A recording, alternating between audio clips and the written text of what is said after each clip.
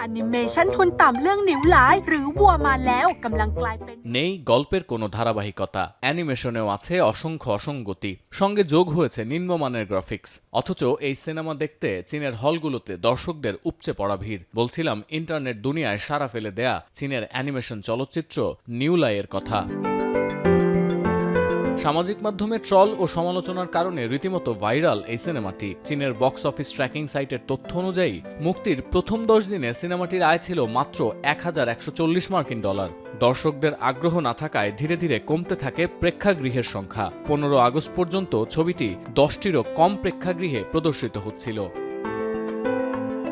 এরপর সিনেমা বানানোর খরচ আর নির্মাণের গল্প সামনে আসায় রাতারাতি জনপ্রিয় হয়ে ওঠে সিনেমাটি। সোমবার সিনেমাটির বক্স অফিসের আয় $1 লাফে $12 লাখ পৌঁছে যায়। প্রায় $3 লাখ দর্শক সিনেমাটি দেখেন। এখন সব মিলিয়ে বক্স অফিসে সিনেমাটির মোট আয় দাঁড়িয়েছে $25 লাখেরও বেশি। যদিও সিনেমাটি বানাতে খরচ হয়েছিল মাত্র $1000। এই সিনেমাই এখন টেক্কা দিচ্ছে ওডিসি ও স্পাইডারম্যানের মতো হেভিওয়েট সব প্রজেক্টকে।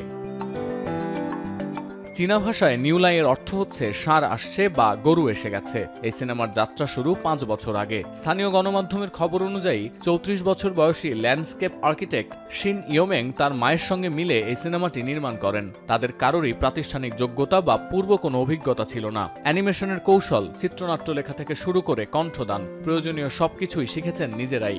সিনেমাটির চিত্রনাট্য থিম সং লিখেছেন শিনের মা সুং লিফাং। নবজাতক এক বাছুরকে কেন্দ্র করে এগিয়ে গেছে সিনেমার গল্প। একদিন এক পাখির সংস্পর্শে দীর্ঘ স্বপ্নে ডুবে যায় ওই বাছুরটি। সিনেমাটির কোনো অফিসিয়াল পোস্টার না থাকায় হলকর্মীরা হাতে ছবি এঁকে পোস্টার তৈরি করেছেন। তবে এখন আর প্রচারণার প্রয়োজন হচ্ছে না, দর্শক সমাগম লেগেই আছে হলগুলোতে। সতীর্থ কর্মকার, এখন বিশ্ব।